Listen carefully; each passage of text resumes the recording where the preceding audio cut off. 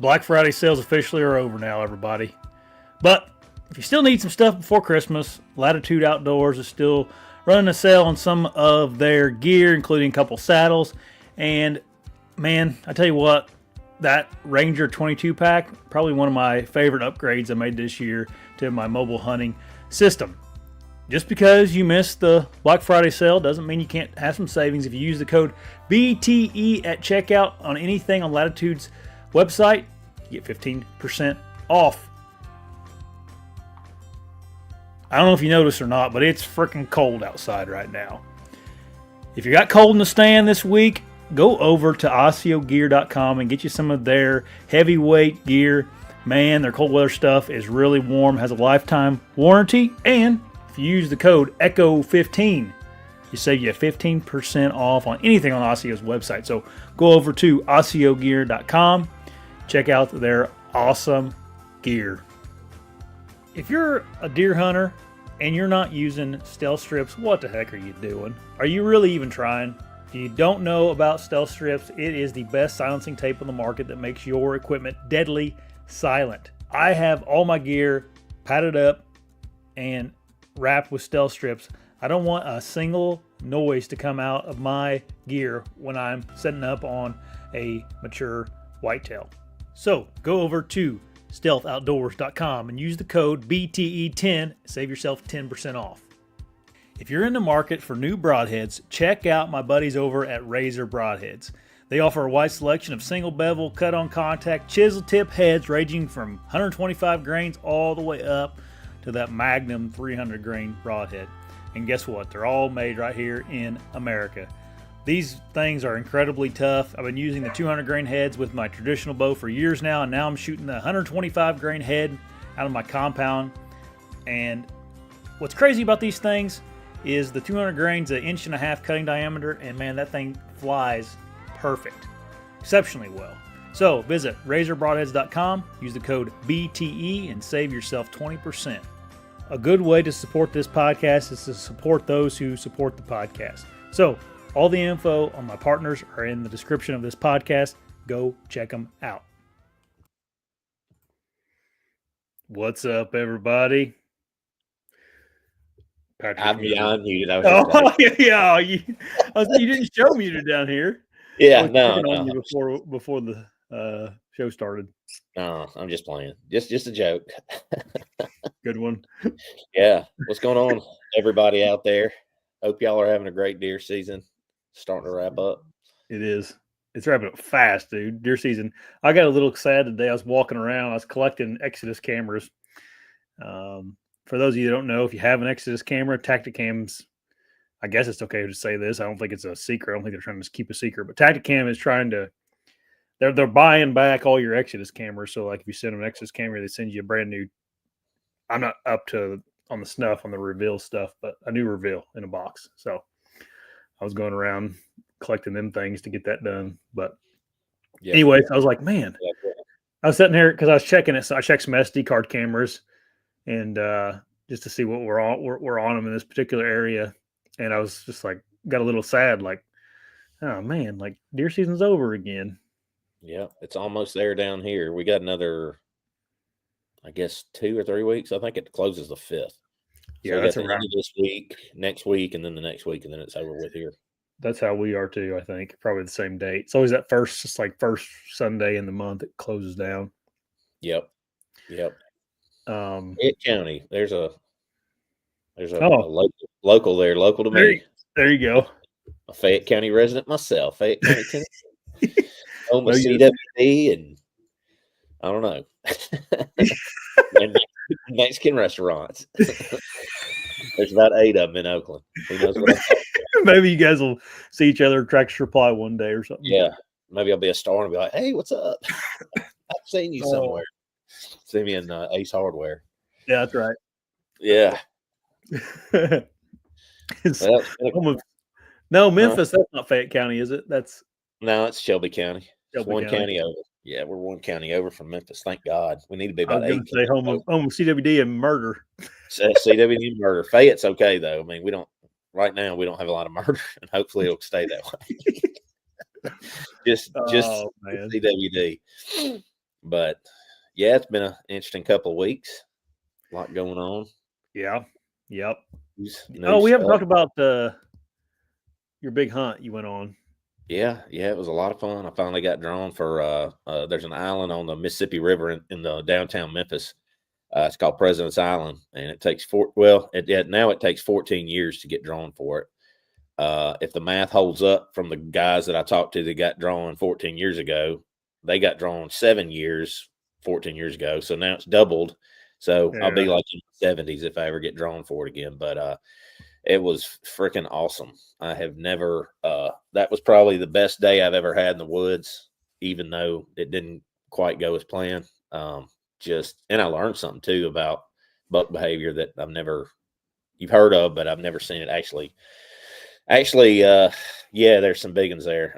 Actually, like seen it in real life. So, I guess I'll start out. I got drawn, and they give you a scout day on a Thursday.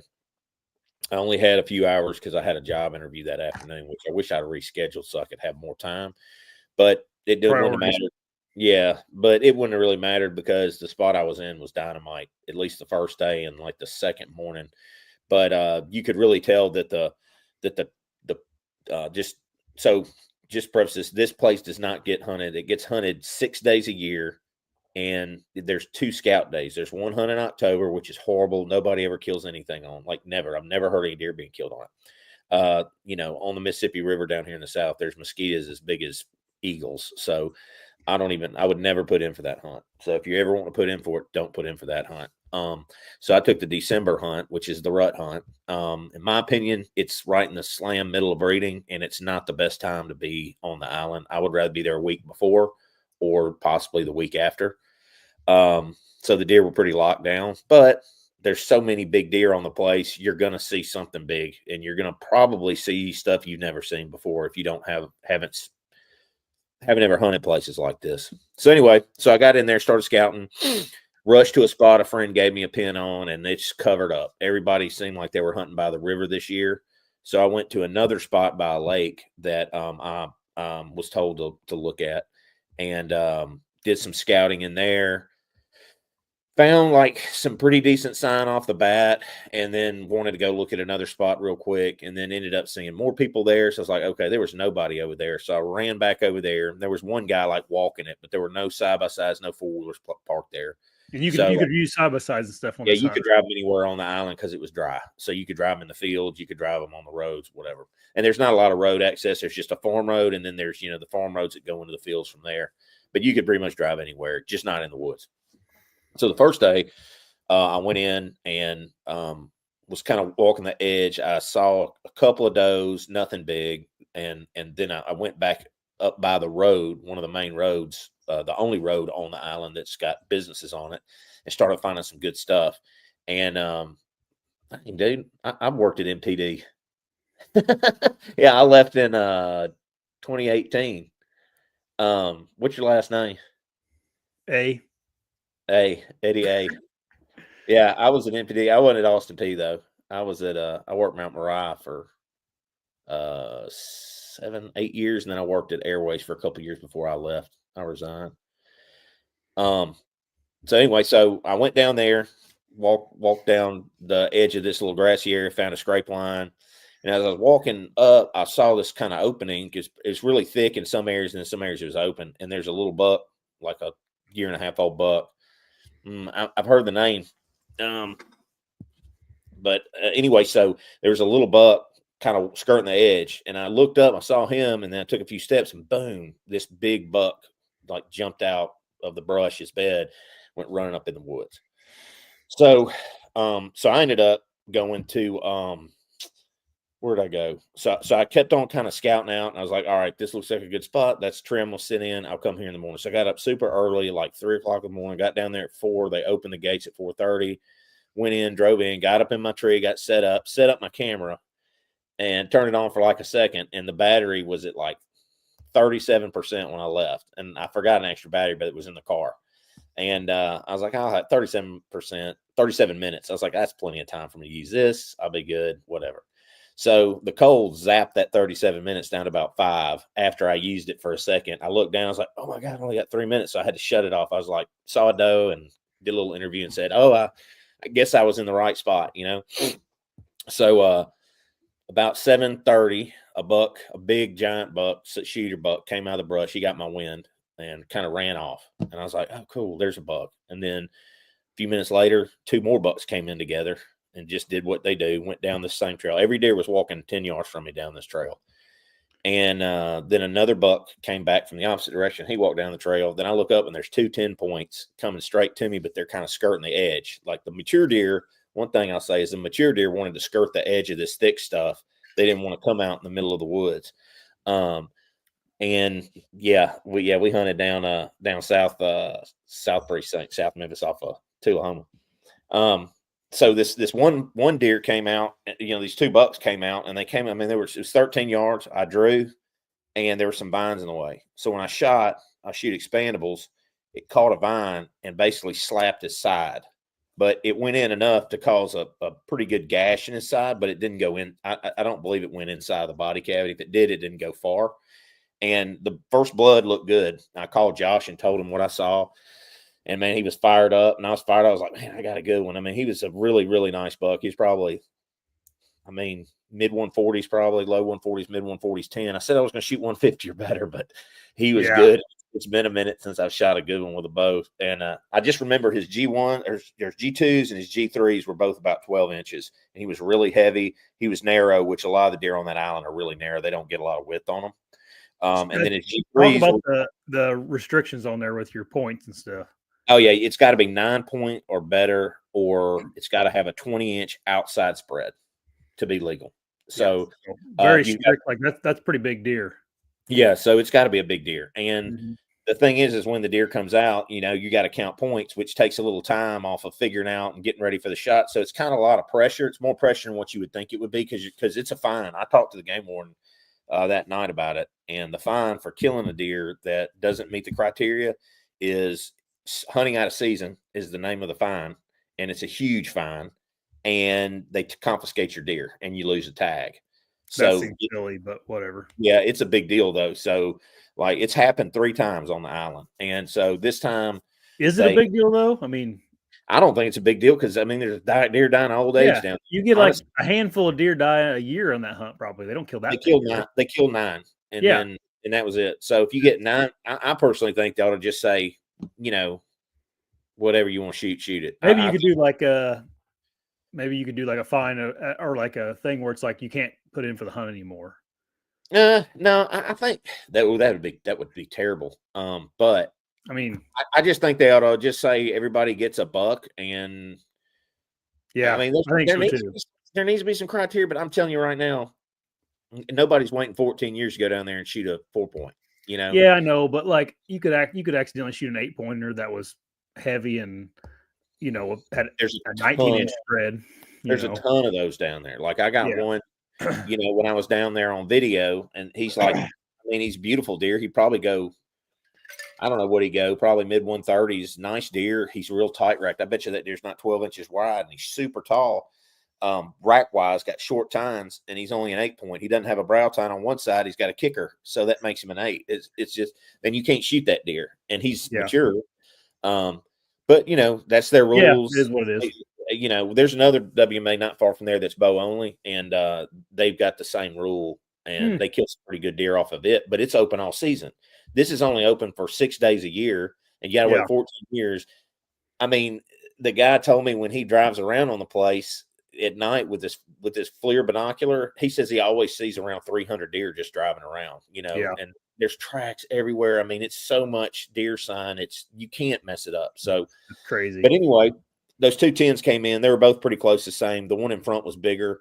Drew back, shot, slapped his side. He bled pretty good for a minute, and then it just went to nothing. I could tell I didn't shoot him. I called the game wardens, and I asked them about it to make sure that I wasn't done with my hunt. They said, no, get back up in the tree, keep hunting. So I did an all-day sit after I made sure that deer, you know, he bled. One time it looked like he bled pretty good at about 150 yards, like a big splash of blood, and then it just went to a drip, and then nothing. And I tracked him for 300 yards, and it was literally like pins and needles after that. And he never bedded. He never stopped. He just, And you waited a couple hours before you tracked him. Yeah, I waited a couple hours, got down. I mean, I know when a deer's, and you can make a mistake. I mean, he could be, but I just, with how much air was sticking out, like the whole air was sticking out of him. And the only thing that was stuck was the blade, and it just was flopping, Yeah, so it was the way you described it was, we kind of thought maybe you like went in and hit the offside shoulder or something. And bounced out. Yeah, but he would have died. The blades, pretty quick. Those blades that I'm shooting too, they're the Beast Broadheads. So they have springs that are going to hold them forward. So think about it. If they go through, right, and then they deploy forward, they're not going to pull back. It's impossible for them to pull out. So what I think happened is it's smacked, and then because they won't pull out, it's just stuck under that skin until he rips it out or whatever. But, I hate that it happened, but that's bow hunting. And like I said, there's vines everywhere down there. And it looked clear. It looked like a clear shot. When I shot, when I got down on the ground and looked back up, there was enough vines that I wouldn't have taken a shot if I'd have known that. And he probably would have kept walking right to here, which was still where I had another shot was still pretty thick, but there was good openings and no vines. Like I had openings like this that I could put one through if he'd have walked right there and I could have shot him. So anyway, got back up in the tree, saw 4 more bucks, and then had the buck. This is what I was going to say that I learned. So a lot of times people think, oh, I spooked my buck. He's gone. He's in the next county. The next day, and I know it was the same buck that afternoon. So I spooked him at 10 out of his bed that afternoon. He made a loop.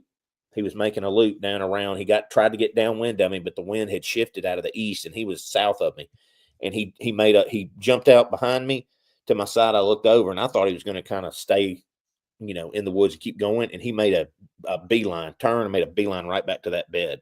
And it ended up, 6 yards. And I was trying to draw on him. And right when I drew, he looked up at me and took off. And a guy actually ended up killing him that night, not far from where I was at. And he was probably like a close to 140, 10 point. He looked a lot bigger. I called you. I think it's just the whole day got to me from seeing, I think I saw 14 or 15 bucks and one doe in one day. And so that was day one. Day two, I had a shooter. I moved spots, which I wish I didn't because of the wind, moved like trees. And if I hadn't, I probably would have had another shooter right there under me because they walked right in that same spot. And then I started just kind of, I sat there the rest of the day and didn't hardly see any deer that day. And then the third day didn't see, a small buck, I think. You had bad weather, didn't you, too? Weather started heating up on Saturday, and it was really because like 21 that morning, but it got up in the 50s, and the next day it was like 49 and got up in the 50s, and rain started coming in, and I think I saw a spike and like a small buck, I think is another small rack buck. I don't remember what it was, maybe an 8 point, and I started getting kind of in my head like, all right, I need to get down and start looking and seeing where there's a better place, because you only got 3 days, so that's a lot of pressure too. And what I noticed too going to pressure is like that first day, deer were kind of like, what's going on? Like they didn't have any clue. They're so, these deer never see people hardly, so they don't know what the heck's going on. But by day 2, I think they were starting to move around and move away from people. Yeah. And they like the scout day and then the first hunt day. But by day 3, which would be the second hunt day, they were on to everybody. Yeah. And I talked to other people who were seeing deer, and they said, no, we're not seeing what we saw the first day. So the sightings just drastically went off. Which that makes sense. Yeah. It shows you how much pressure. It doesn't take long for those deer to adapt to a lot of pressure. How many guys were in there?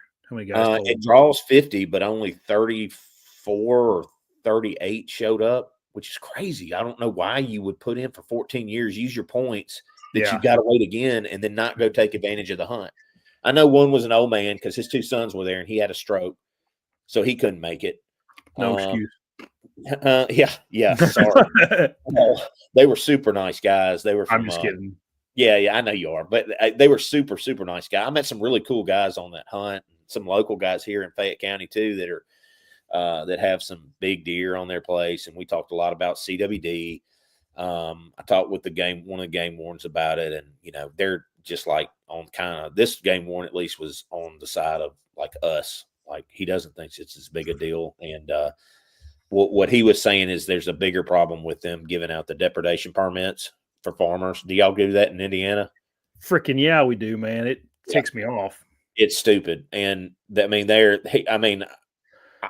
rumor mills are rumor mills, but I've heard, and he kind of confirmed that he knows farmers get depredation permits to kill 50 or 100 deer a year in the summertime. Yeah. So you're killing fawns, and we're here too. I mean, you've seen a lot of deer when you hunted down here. There's more deer here than are in Indiana, but this is nothing like it used to be 10 years ago.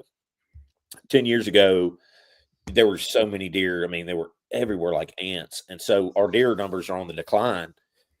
And I mean, he made a lot of good points, like that numbers were on decline because of the depredation permits. He said he thinks a little bit has to do with CWD, but he believes it's been here. And then 3, the limit, our liberal bag limits, which are 3 does a day, and no checking stations. Like, and I started thinking about it, and he started talking about turkeys too. And I'm sure some of these guys turkey hunt that watch the show, like they've all been talking about the decline of the turkey in the last 10 years, 15 years. Well, what coincides with that? Online checking of your game. Yeah.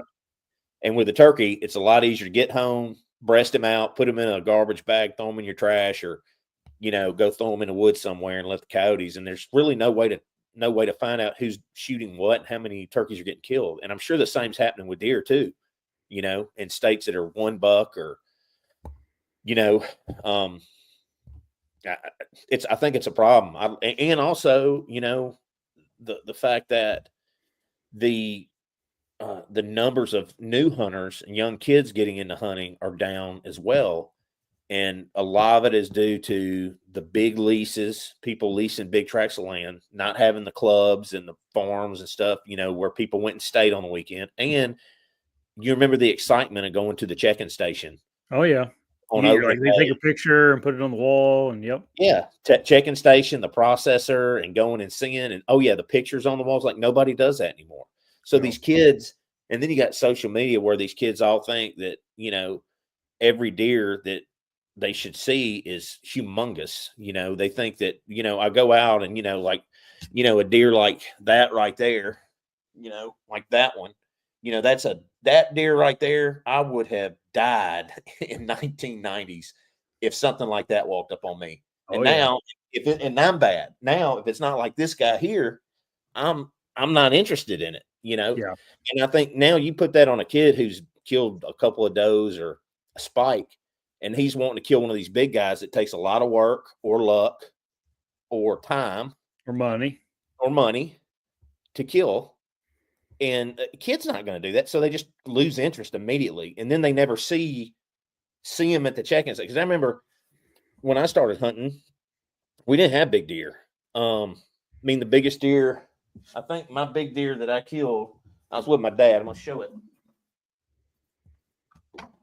So I killed this deer with my dad on Christmas Day in 1998. Right. 100-inch 8-pointer. 100-inch 8-pointer, 109. I didn't care anything about score. I just knew that's a Michigan Pope and Young right there. Yes, sir. Yes, this is a Eberhard. This is an Eberhard Records book right there. I didn't mean nothing by that. Well, it is. Anyway, No, he's awesome, huh? John's awesome. I love John. I'm just messing because people give him crap. But so this deer right here, back when I was a kid, like you'd see these at the check-in station. Or you'd see some guy with one like this, and you're like, oh my God, that's the biggest deer we've ever seen in the world. And you prayed to see something like this. And if you shot a 4-point, you were happier than heck you shot a 4-point. Man. Which, everything evolves, and we know more about management. People aren't shooting everything, and states have cut their bag limits down to, better on the bucks. I mean, I think you could kill like 7 or 8 here forever when I first started hunting. Now it's 2. So I'd like to see us go back to the check-in stations and getting young kids more involved and having something to look forward to. Heck, I never even hunted when I was like, I was 16. I was out of the woods at 8 o'clock because I want to see what everybody at the camp killed. And those check-in stations have to be good for small business, like the local archery shops, the local butcher shops, like the hardware store, wherever you took them to. That had to draw in some people. I guarantee you that opening day of deer season, there's a bunch of old men that don't hunt, like they go hang out in those places, just talk to deer hunters and Get a biscuit. yeah, whatever. Convenience stores used to check them in. Yeah. Yeah, that's a thing of the past. Yeah. And you're probably right. I mean, the guy's probably right. I don't think much about that, but he's probably right. Like, I mean, I think we should go back to tagging the animals we kill. I mean, you have to tag them in Illinois. You have to tag them out wet, like a physical tag. yeah, a lot of states you have to tag them still. Have to physical tag. Here in Tennessee, you don't have to put a physical tag on them at all. Mississippi, Mississippi's always been jacked up. I mean, you could kill. I mean, if I was an outlaw, I would have no problem just shooting however many bucks I wanted to, because they have no game wardens in Mississippi. They're underfunded badly, and they just started doing a check-in on their game. And Mississippi, this surprised a friend of mine. We're talking about turkeys. Mississippi's like the second state that opens in the country, and everyone goes to Mississippi early to hunt. South Mississippi's wide open for turkey season when it opens middle of March. They killed in a month and a half 15,000 turkeys. Tennessee kills 37,000, and we're a smaller state, and we open later in the season. The math doesn't add up. And I know people that hunt Mississippi. I know people that go down there and don't tag birds, and they're I just think we need to go to check. I mean, I know I've been on this for a second, but I would really like to see checking stations and physical tags come back. Yeah, I wouldn't have a problem with it at all. Indiana, you're supposed to put a travel tag on them, is what they call it, and it's just something you make yourself, though. It's not a. Who does that? I bet you people don't do that all the time. You get it home, I'm home. No, and what's the fine for it too? Like, is it they don't take your privileges, or I don't know. Yeah, here though, you don't have to do anything, and I'm not sure if you have to in Kentucky. I don't think you have to in Arkansas. I think you just go in and check it on your phone. Mm-hmm. Missouri has a physical tag you had to put on, but you don't have to go to a checking station, I don't think, anymore. Yep.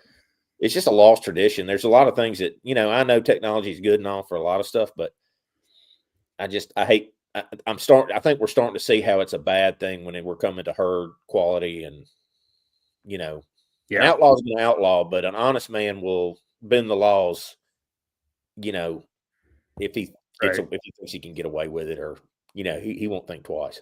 Yeah. We're supposed to check him in within 48 hours of killing him, online. And I don't think my dad will care about me talking about this, but he killed a doe this year on a Saturday, and Tuesday morning he woke up. He's like, "Oh crap, dude, I didn't check that in," and he got online, checked it in real quick. And I think that evening, game warden came to his house, and talked to him about it. Yeah. And that's what he talked to him. He's like, well, he goes, I checked it in. Like, I just made a mistake, and they're like, yeah, I know. They didn't do anything. They just told him don't do it again kind of thing. But then he's like, yeah, he's like, well, shoot, maybe I shouldn't next time, just don't, if you forget, just don't check them in, I'm like, well, yeah, I mean, that's, the whole taking them in and stuff, that's something I could see that happening a lot. Like, my dad was good enough to go ahead and check it in, because he was like, whatever. What are they going to do? I checked it in, and he was right. Like, that's the right thing to do. But if you had to remember to go take it to a place and check it in like that, you probably wouldn't forget to do that. You know what I mean? No, because they have to write. Not an accident. You could do it on purpose, but you could do anything on purpose. If you think about it, I mean, we have 48 hours. I've come home and forgotten to tag. Like, at night you kill a deer, it's late, you get home and you do it, and then you go inside. The next day you wake up and it's like, oh crap, I forgot to tag my deer. How many people forget? Or how many people forget and then go, well, I'm already home, that deer's cut up, he's in my freezer, nobody's going to know, it's only between me and the deer, I'm done. I'm going to go and keep that tag. I wish it would come back. I know people will still poach and do things they shouldn't do, but I think you're not going to solve every problem in the world by doing this. But and my thing is just to get more kids into the sport. He says that it's dying. Like, that's what you hear that from a lot of biologists and from a lot of people in the industry, that it's a dying industry, like that hunting is dying in general.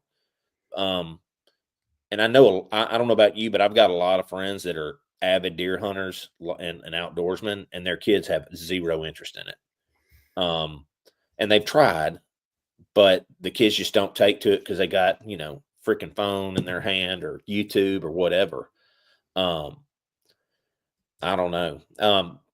Pastor said, if in Arkansas, you're not supposed to tag, I've never hunted Arkansas, but I don't think you have to tag a deer. I'm not sure though. I could be wrong. I never hunted Arkansas. I live close to Arkansas, but I know Mississippi you don't. I know Tennessee you don't. And I hunted Alabama for turkeys once, and there's a lot of jokers down there that don't tag their turkeys. Oh, for sure.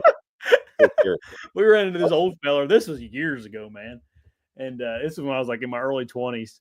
And we just went down there turkey hunting and didn't know what we were doing. And we pulled up into this one spot, and there's an old guy there, and he was turkey hunting. And this is my early stages of turkey hunting. And he got talking to him and got talking about turkey hunting, naturally. And he's like, yeah, this is my 9th turkey. And I was like, 9? He goes, it's 5, bro. Back then it was 5. Yeah. 24 now. And I was like, well, that guy clearly doesn't check them in, Yeah.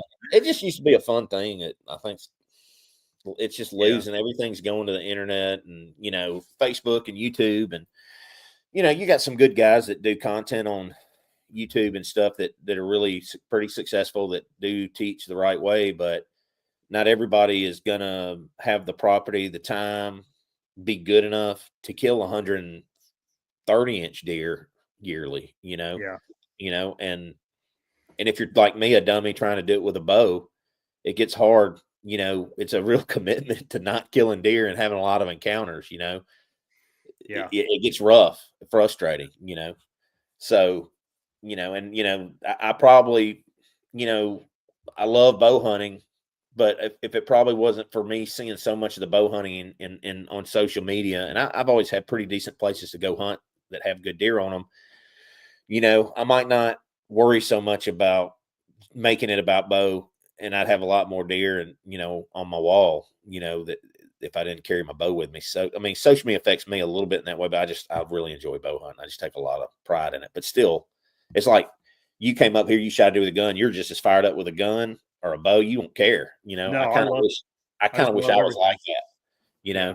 I might be like that. I'm going to carry my dad's gun. He passed away last year. So I'm going to carry his gun on the day he died and maybe the rest of the season. So yeah, there you go. I think you should, man. Watch out, deer. Nothing wrong with shooting a deer with a gun. I just love deer hunting. Like I love the whole process. Dude, it's not overly easy to kill a deer with anything. I mean, to be honest, like you're still out there doing things that most people can't do. You know what I mean? Well, and it's also like I said, it's time, which I have a lot of time. I'm not bragging, but if the caliber of deer that are around here to shoot, the top end of those, and the amount of time I've got, and how much, and how long I've been hunting, I think I'm a good hunter. I mean, I'm not like Andy May and those guys. Those guys are like ridiculous good because they're doing it with a bow. But with a gun, I mean, my season would be over pretty quick. You would have killed a deer you would have killed a 150 the morning I hunted with you. Yeah, and then if I was doing it like a couple of weeks before that deer that was up at my hunting club, if I muzzleload hunted, he'd be dead too. And that's every year I have encounters since I went mobile hunting. Now, before I mobile hunted, I mean, I might have encounters with big bucks that I would shoot every year or 2 or 3. But when I went mobile, I mean, I have multiple encounters with big deer now. And so for me, it just kind of prolongs the experience. But I'm starting to get a little frustrated because I feel like you're wanting to take out some anger. I have all these experiences, and then I talk about them, and I think people are going, "This dude ain't singing that crap because it ain't on my wall," But bow hunting is it's like that. Sometimes it's feast, sometimes it's famine. And since 2020 was a feast. Every year since then has been famine as far as kills go. But I've had some good experiences too. So. Oh yeah, it don't matter, dude. Yeah. How would this take old Wooly 2012? He said earlier. He said poaching seems to be popular in the older generations. What do you think about that? I kind of agree with him. They don't really care because they remember when there weren't any deer, and I really can't blame them. If you're 60 or 70 years old and you're a meat hunter, and you're like, I ain't following them stupid rules, and I don't like the government either in a lot of ways, but when it comes to game, I think if you're on your own property that you own and you purchase, I don't think the government has a right to tell you what to do on your own property whatsoever. That's my opinion. You bought it, you own it. Now, if you're leasing or on public ground, absolutely, I think that they should be able to regulate that. But if you buy a piece of property, you pay taxes on that property. I don't That's think like that's like the Texas model, right? I don't know. Is that the way it is in Texas? I think there's some different rules in Texas for like if you own land, you can do a lot of stuff on it. I could be wrong. Heck, what do I know? I've never hunted Texas. I've been to Texas a couple times, but not hunted it. But you have to tag your yeah, game in Texas. I think a lot of I think you're right in that manner. I also think that the older generation doesn't know the impact of social media and being on social media and how much you can't get away with when it comes to technology now. Like everybody knows exactly what you're doing. They put puzzle pieces together real fast. Oh yeah, and you get CG Alexander. Not to bring up some, whatever that's going on, but like it's cell phones probably what got him. Cell phone, social media, and the size of that deer, and being an idiot and trying to poach a deer. Well, he was all over social media with it because he went on podcasts and all that stuff. It's like that generation. I don't think they'll even think about that kind of thing happening. Not that people of my age could, you could do that and not be on social media, but it's something that it seems like people can't hardly help themselves. Like they can't. I know a particular person that, and I would never turn him in. It's just not. I couldn't do it to him, but he killed 2 bucks in Indiana this year, and he put that second buck was on social media. Yeah, that's like he posted a picture of it hanging, and I'm like, man, that's awful dumb. Well, it's like now there was no implication that it was his deer or anything. It just was anyway. I'm just like, yeah, that's the little things you slip up on, and like these people, these game wardens aren't stupid. Yeah, and well, that's like I mean, I've got friends that are older, and they don't put nothing on social media, and they're not killing deer illegally necessarily, but my one friend is smart enough that he's like, I'm not putting anything on social media because I don't want people to know where I killed it. I don't want them tracking where the photo was taken. He won't even send photos out most of the time of what he kills with him in it. I think he's a little overly paranoid, but he just doesn't want people knowing. He's old school like that. And I mean, if you use social media at all and you want to, like, I don't put most of my kills on social media for years after I do it. Just because my turkeys, I usually will put on, my Instagram, but Facebook, hell no, man. Cause I know they watch that Facebook, they probably watch Instagram too, but and I always wait or whatever, just cause I don't really care what, I'm proud of it and I show it to my friends and stuff, but and of course on the show, I would probably talk about it and put a picture, for the audience and everything so they know what we're talking about. But I just really, I don't know, man. To me, it's so many people, Facebook, texting, all that has caught so many people up that if you're a poacher, you're going to get caught. It's just not worth it. Yeah. Yeah. There is a little bit of it that's like the whole Matt Ranella argument. Like it's kind of gross too. Like it's like, I don't know. It's just not gross, but I don't know exactly what I'm trying to say, but like it's like an egotistical thing to have to like show that to people. Yeah, and that's coming from a guy that does this for on YouTube. But anyway, well, Matt, I don't think Matt does. You think about Steve does, his brother. Yeah, but I think Matt Ranella's anti that. Like he's yeah. He's anti. Yeah. I think the way that you do your channel is really good because you show the purest form. And I've hunted with you, for a couple of years now, and you're 100% like that. Like you're a pure hunter. Like whatever makes you happy in that moment and gives you that memory and that heartbeat, you do it. You don't care if the deer's 120. You don't care if he's 110. You don't care if he's 180.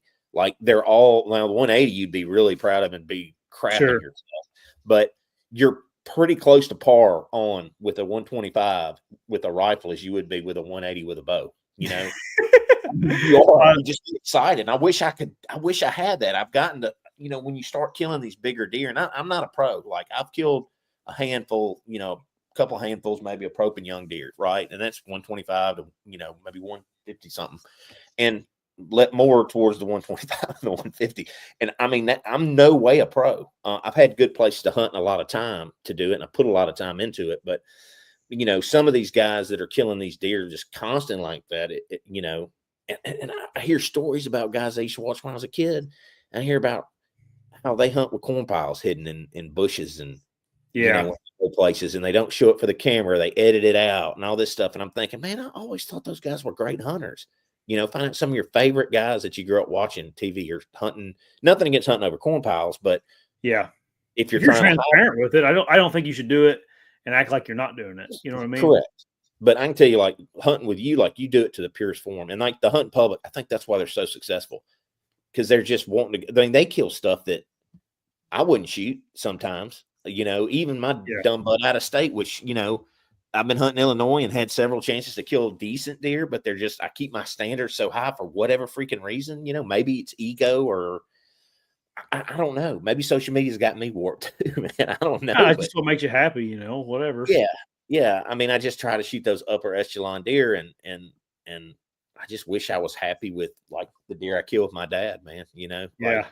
I shot it with a rifle on Christmas Day with my dad, and that was probably one of my best memories hunting with him. Probably the best memory I ever had hunting with him. Yeah. And that's what it's all about. It's not about the rack size and all that crap. I just wish, again, like we said, I wish we could go back to the older stuff where dads were able to give that to their kids like they did, Yeah. Yeah. Let's talk about this map you sent me earlier. This right. Oh no. Well, hold on. This right here. No, we'll get to that. This is going to be a long episode probably because we just BS for 41 minutes. Yeah. Let's see here. There it is. This is the map of the average score of bucks taken in each state. Mm-hmm. So, my great state of Indiana and Tennessee might as well just be tied. Yeah, that's crazy too. Because we have some pretty good deer here. We kill some big ones too. Yep. But man, it seems like if you want to kill a big deer, you need to get your butt out west. Yeah. And don't go to South Carolina or what's that other place? That's just dog hunting down there is all they're doing. What is that like? Rhode Island, I guess, don't have any deer. Maybe is that Vermont or is that like what is that up there next to? That's Massachusetts. Is that Massachusetts and Vermont, right, or New Hampshire? That's Vermont and Massachusetts, and it's been a while since I've Rhode Island. I don't know why that's not in there. Maybe they just have data from it. South Carolina, that's a random one not to have in there because they kill some decent deer in South Carolina. Probably more. That's where Joe Miles lives, man. But yeah, what did you think about the shocker for me? Was Iowa, to be honest with you, being so low in the top. Yeah, I mean you got, Oklahoma down here that has an average higher than. I mean, I know Oklahoma's not. It's not a secret that it's kind of a sleeper state, but it's above Iowa and Kansas and Nebraska. Heck, North Dakota up there has a better average. So, aren't there some pretty big deer though in like Virginia or West Virginia, kind of a sleeper state? Don't they kill some pretty good deer in those two states? Yeah, they do, but I don't think it's like enough to skew the average score. Yeah. I know they killed some whoppers in Tennessee this year. Some big deer. Yeah, I would. Yeah. I probably was about average. You know what I mean? Maybe a little below average on my deer. Yeah. But look at Georgia, Alabama, and Mississippi. Like they're all right there, same caliber deer, and there's some giants. Yeah, you guys all are kind of in that range. Heck, we ought to we ought to throw Kentucky out of the South and put Indiana in the South for hunting. Yeah, Kentucky's done good. But if you look at a lot of those states that are on here, I bet you Iowa would be better if you couldn't kill so many bucks as a resident there, because I think you can kill 3 bucks as a resident in Iowa. Yeah. Dude, I wonder if you would take – now, this is just me thinking out loud here. If you take the velvet hunt out or the early season opener in Kentucky out, I wonder how low that number would go down. I don't know. I see a lot of big deer get killed that first week of September. Yeah. Well, that August hunt here, there's a lot of big deer that are getting killed here too. That first week. That's true, but it's not as early. It is, but it's just a weekend though. Tennessee or Kentucky just opens September. Yeah, Well, I'll say this though, Kentucky. This is what saves some of the Kentucky deer. You get an opener that's really early in September, like in the first 3 to 5 days. And I've talked to a guy that has guides people up there. He's got a few leases leased, and he has people come up. He said if you get an opener when they're still in velvet, before they start to lose their velvet, he says you're going to kill some good ones. But if it's more that 8th or 9th, and the velvet starts to shed off some of those deer, he says, and they pull off the food, and the acorns start dropping because they drop up there a little earlier than they do in Tennessee. That's when, is that what it is? Also, this map may have been some jackwagon in his basement just put numbers on a map and send it to the internet. I don't know. We just saw this and thought it was interesting. I mean, it looks legit. I mean, I would. So I'll speak on Indiana because that's the state I know the most about. I know a lot about a lot of states, but okay. So the reason we aren't as good as Illinois, Ohio, everybody around us there. I mean, Indiana just like a little pocket right there. We got super long gun season here compared to others. These states around us where we open second weekend of November and we close pretty much the first weekend of December. We also have a really long muzzleloader season that's been in for a couple weeks here, so we have just a lot of time frame where you can hunt with a gun during the rut. So that's our biggest problem in Indiana. Well, that's common. That's common too, because if you look at these southern states, Tennessee, Alabama, I mean, we have 2-month long, and then like Alabama, Mississippi, they have a 3-month long rifle season. I don't know about Georgia. I mean, you have like really long rifle seasons in these states, and you can kill, like, Tennessee's a $2 state. I don't know about Georgia. I don't know about Alabama. I know Mississippi's a $3 state, but it might as well be infinity because most people don't check them in. Arkansas, that surprises me in Arkansas, but maybe it's just lower Arkansas in the mountain range because the Delta has deer is big. I think the Delta of Arkansas has better deer than anywhere in the country, to be honest with you. There's some giants over there. And then like if you go to like Kansas and Nebraska, so Nebraska's gun season starts in the rut, but Kansas's doesn't start till like I think like December maybe. Yeah, a lot of it's timing. Yeah. Well, Nebraska's probably higher than Iowa, Curtis, because Nebraska, they have a gun season that starts during their rut. So they probably, like, I think if I'm not mistaken, y'all in Iowa, your rut, your gun season doesn't coincide with the rut. It's after the rut. Yeah, I think it's like the first week of December. Yeah, their gun season's like the second week of November. So their deer are hot and running and rutting. So, and they got some big deer in Nebraska. I agree. I don't think you've got I think Kansas and Iowa are probably the two best states in the country to kill a giant in. Yeah. Honestly. I would say the number of Pope and Youngs killed in Iowa is drastically more than in Nebraska, if that makes sense. I take maybe the average buck that killed in Nebraska is just bigger, Yeah. Well, and that rut, man, when you have a gun season, but 146, that seems pretty freaking high. I don't know, man. I mean, they're just, if you go to that southern part of the state. That's a giant. Those are giants. So this is probably a fake map. Well, we'll pretend about that. There's no way the average is 146. Well, that's the average of what's probably scored. Yeah, that could be. You got to think about it. Not everybody's scoring deer. I mean, this map probably doesn't mean crap, but it's a kind of a decent indicator. Yeah, it gives us something to talk about. I mean, it's probably not super accurate because I would not think. My buddy Alan gifted me this. It's the Pope and Young book here.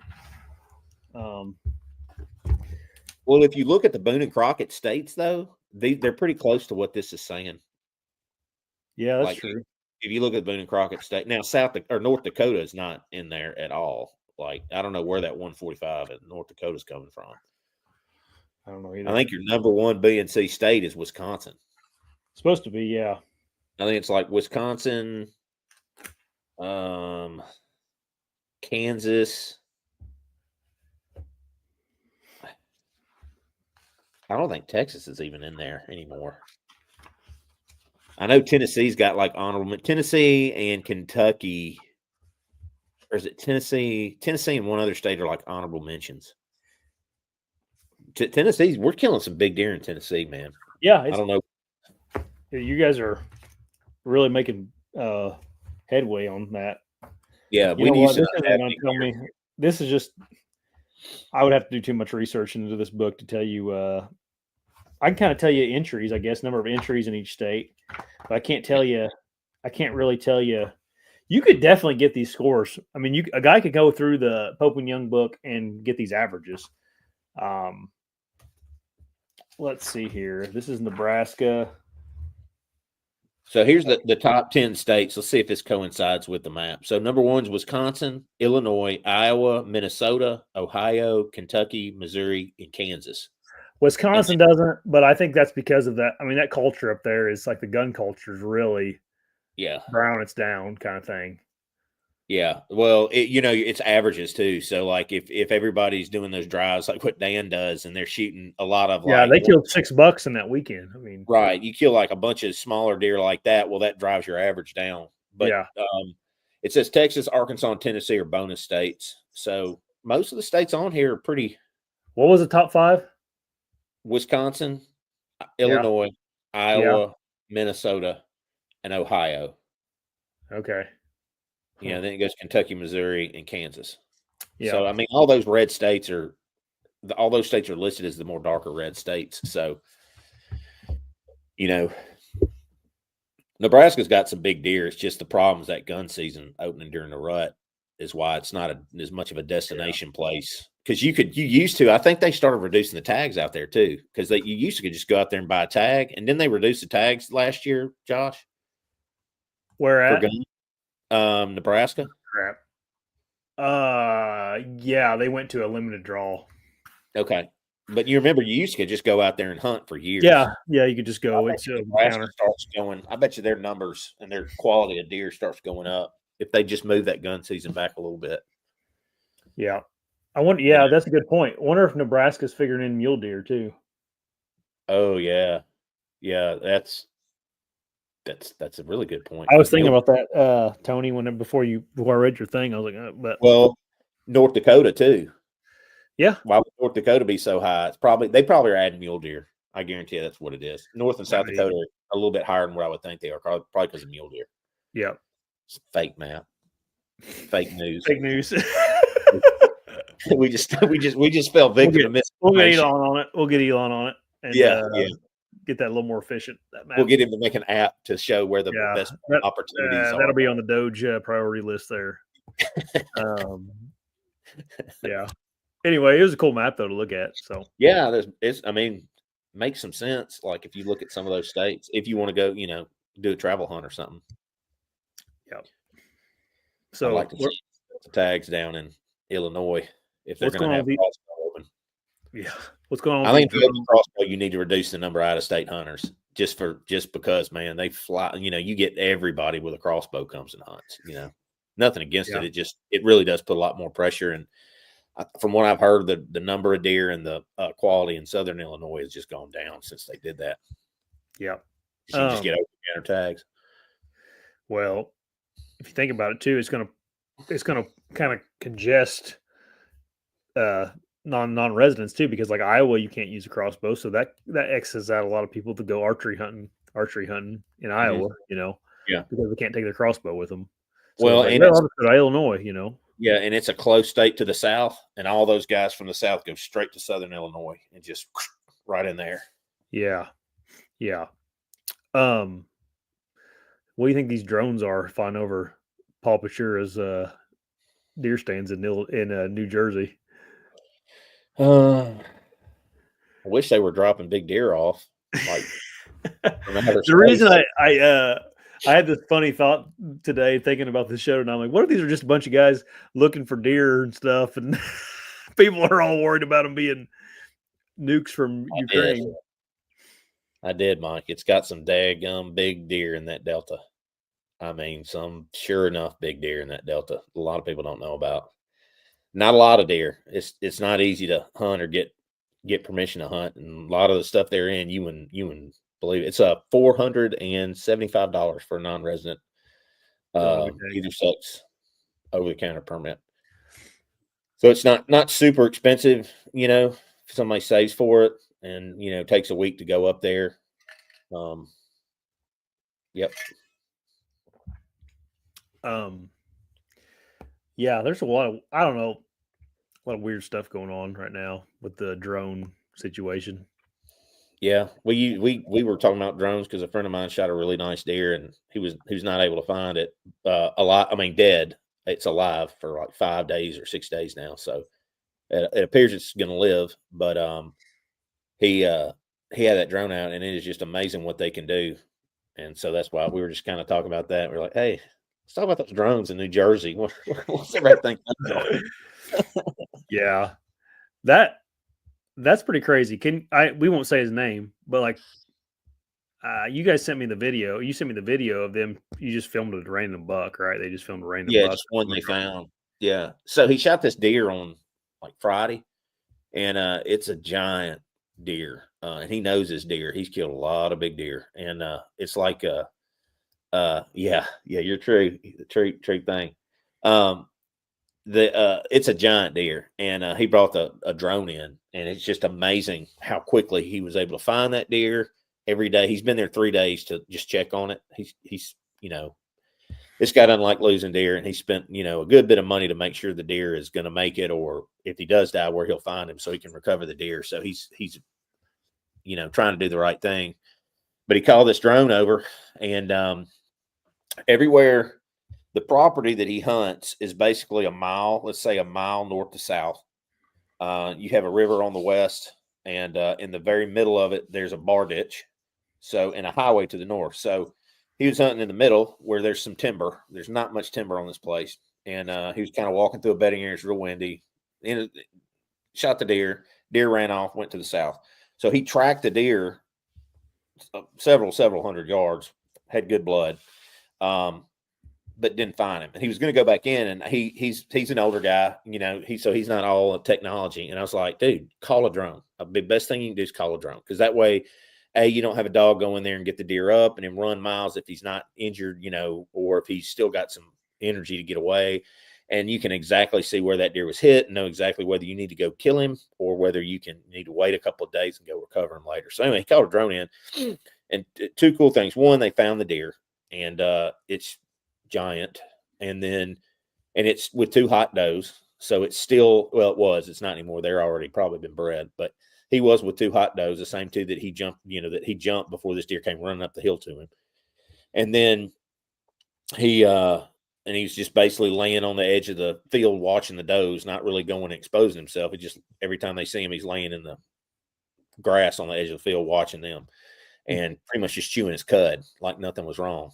But from the middle of that farm to all the way to the buck, there were no predators, nothing. So this will kind of give you an idea about human sense. And there were no deer the next day, or that night, actually, and the next day, because he came back 2 days in a row. Came back that night, found the deer, came back the next day, deer was still alive.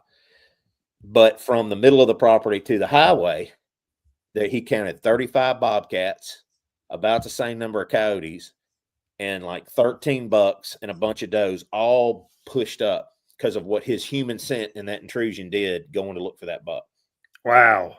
I found that incredible, because this is just, there's just maybe 200 yards by this river, and like maybe 50 yards by the bar ditch. And then, there's some open spots where they have a little bit more, and some grassy fields that are fallowed, but not a lot of timber at all. So when he went down there and everything, it busted everything out. And then they went back the next day. Also said he watched a bobcat hunting a buck and chasing him. Said he chased him 300 yards, backed him up into a corner. Then the buck got away, ran another 300 yards down, and the bobcat ran after him 300 yards. 250-pound buck that's probably a 5 or 6 year old buck. He said he watched that. He said, I never would have thought a 40-pound bobcat would chase a full-grown buck like that. And that's a lot of bobcats, 35 of them. That's what they counted. And this is like I think he said, I mean, that doesn't surprise me. Those freaking cats have, the litters and stuff are just crazy. That's probably just like a family. Yeah, but no woods. You got to think about I guess that's why they're all there. Probably no woods. And yeah, you're probably right. It's family. But that's a lot of that's just a few litters of cats. Yeah. But there's not a lot of deer over there. So it makes you wonder, how many fawns are those bobcats taking down every year? Bunches. Bunch. I bet you they're taking a bunch. And the coyotes. I would say most of them. Yeah. Probably, think about how many turkeys they're taking.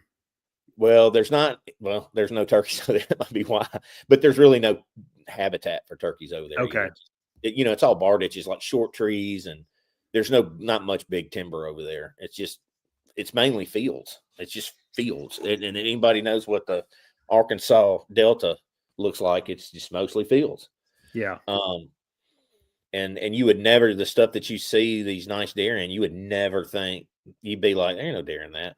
Yeah, they walk in the bottom of those. They live in those ditches. Like they live there. They all summer bed in the bean fields. There's tons of food, and they get old.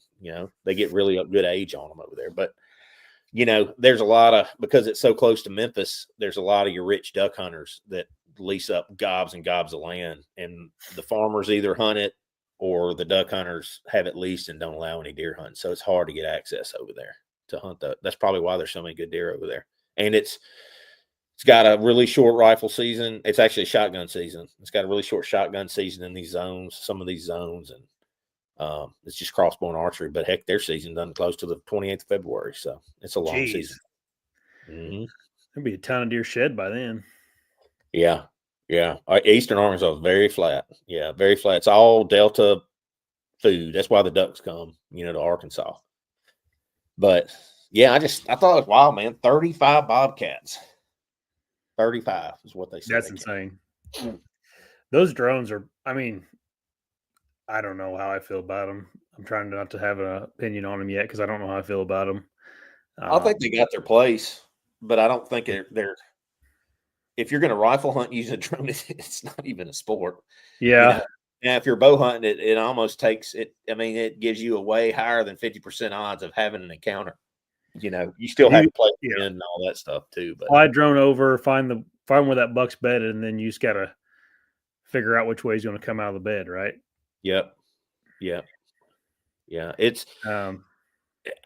I think they got their play. I think they're really good for finding deer. I think they're superior to dogs. I know there's a lot of people who might argue that, but just the fact that a dog goes in there and with humans and they scent the place up, they jump the deer out. When you can take a drone in, and if the deer's not dead, you can figure out what's going on with that deer. I mean, you can, like, he was telling me that the guy, he says, so how small of an animal can you see? I mean, he's like, can you see an ant? Like, how small? He says, well, here, I'll show you. He said he found a mouse and zoomed in so close to that mouse that you could see the mouse turning his head and blinking his eyes in a field. He said, you can see the mouse. He's like, and he told him too, he says, well, if a coyote gets your deer, you got about 10 hours before the brain cools. Once they get everything off of it, you got about 10 hours before the brain cools down, and I can't find it.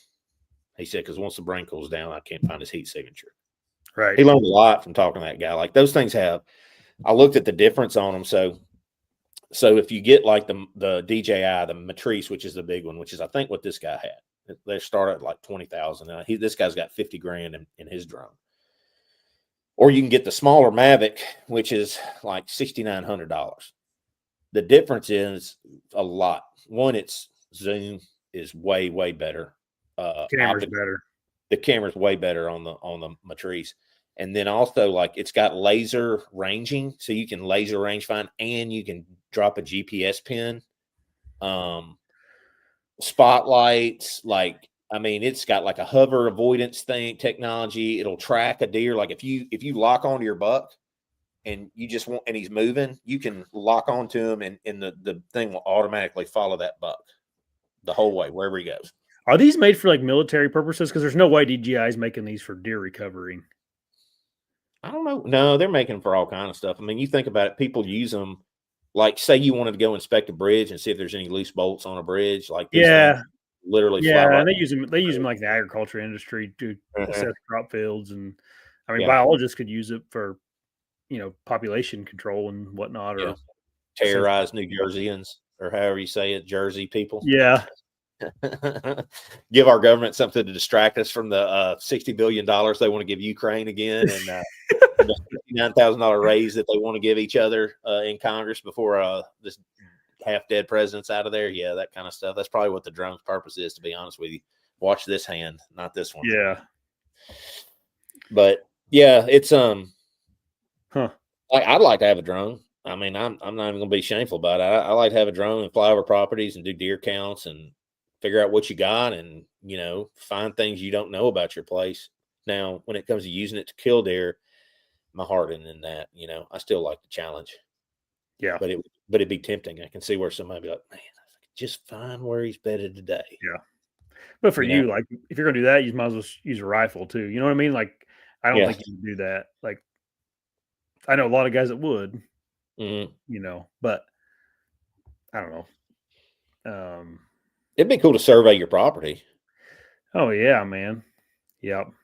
And just see what you have. So you kind of like for some of these guys that are bigger landowners, like to say, okay, this is your count. This is what we saw on your property in 3 days. We counted 50 bucks and 300 does. You need to take 150 does out this year. You need to try to kill 150 does off some of these bigger places to get your herd balance.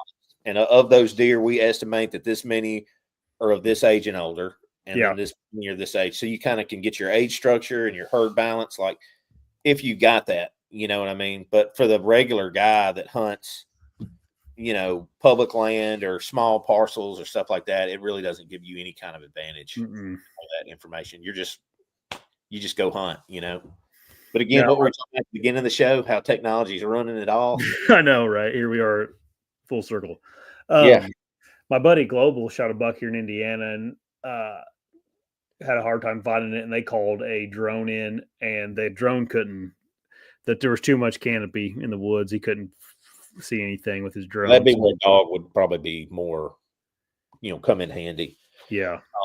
My dad and I, when my grandmother died, she left him some inheritance money, and he wanted to take me on a trip down to Willow Point Island, which is down in Vicksburg, Mississippi. Will pretty much just hunt there, and I loved watching his videos. So I was like, we gotta go to Willow Point. We gotta go to Willow Point.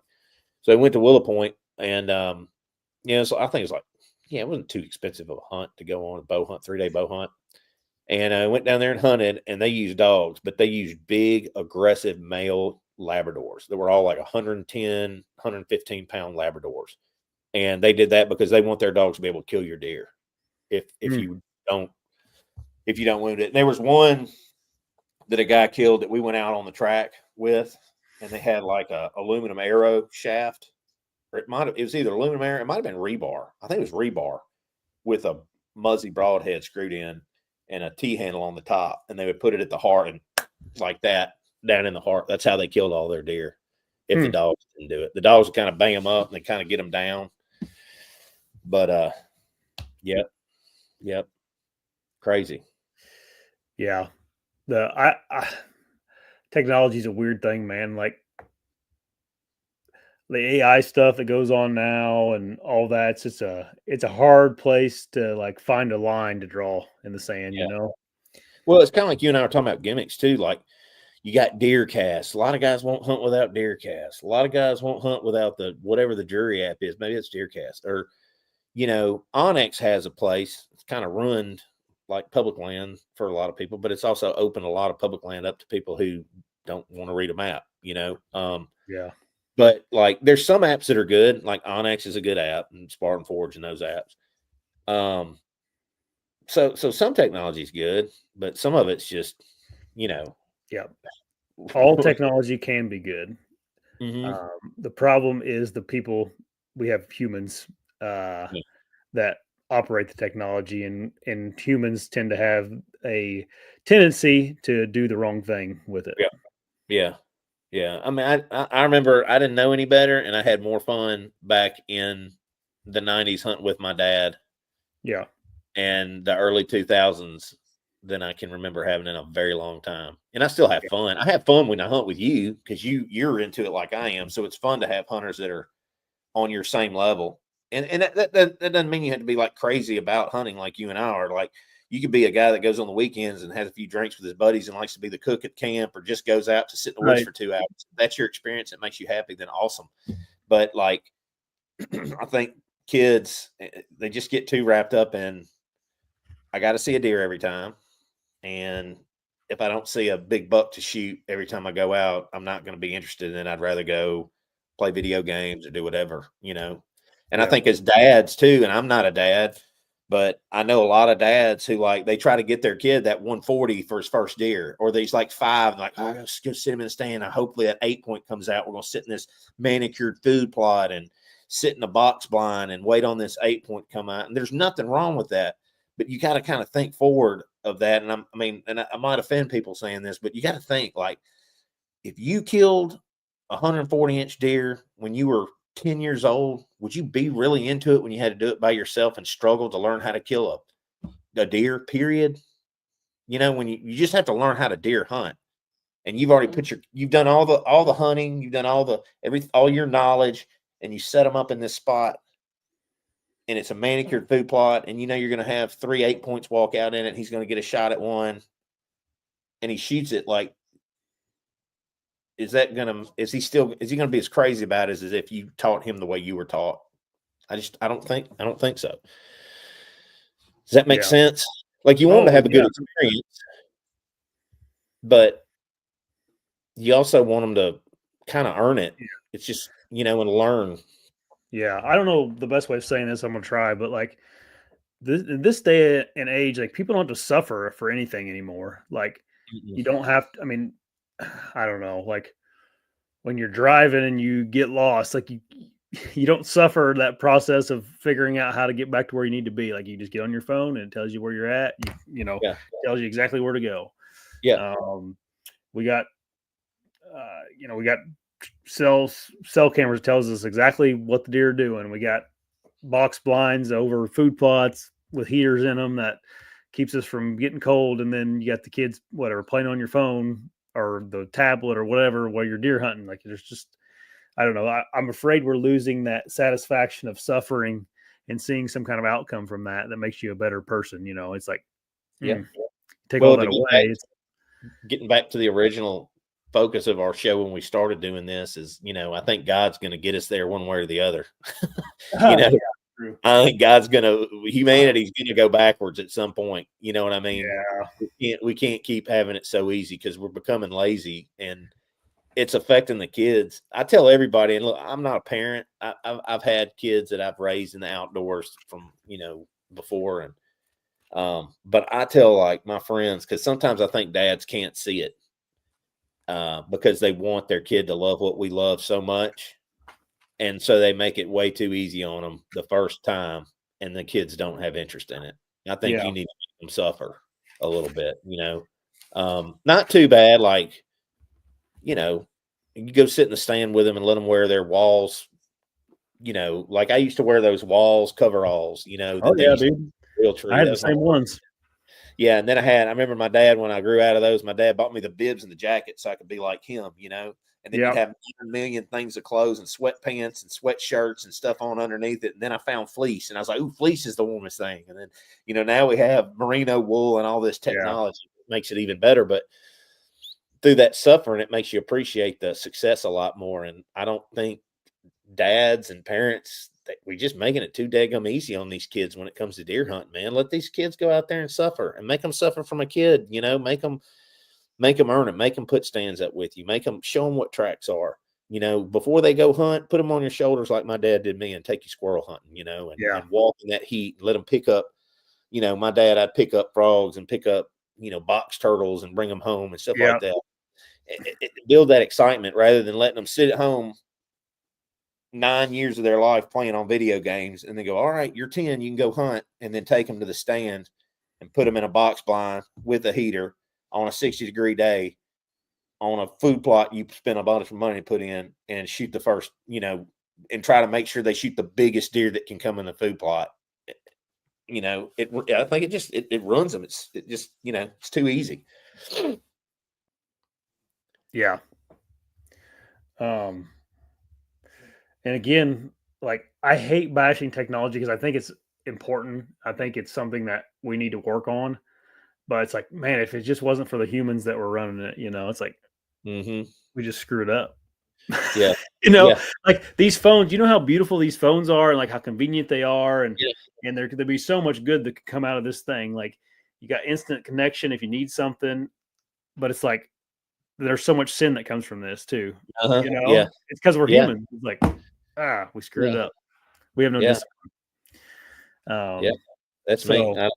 I love my cameras, but I don't hunt off of them anymore. I just like looking at the pictures I get. I get more enjoyment out of watching these deer. You love watching your cameras. Man, I love getting those pictures. I love getting pictures of deer and seeing what they do and kind of, then trying to figure them out. But I try not to use them as a crutch anymore. I mean, I've already been down that road where you start hunting off your cameras, and I don't do it anymore. I've been more successful since I stopped paying as much attention to the cameras, but they're a good indicator when deer are moving. But yeah, sometimes you be out there and that one buck moves when nobody else moves, and you can kill him then. And you're sitting in the home. I'm sure I've done that more times than I can count.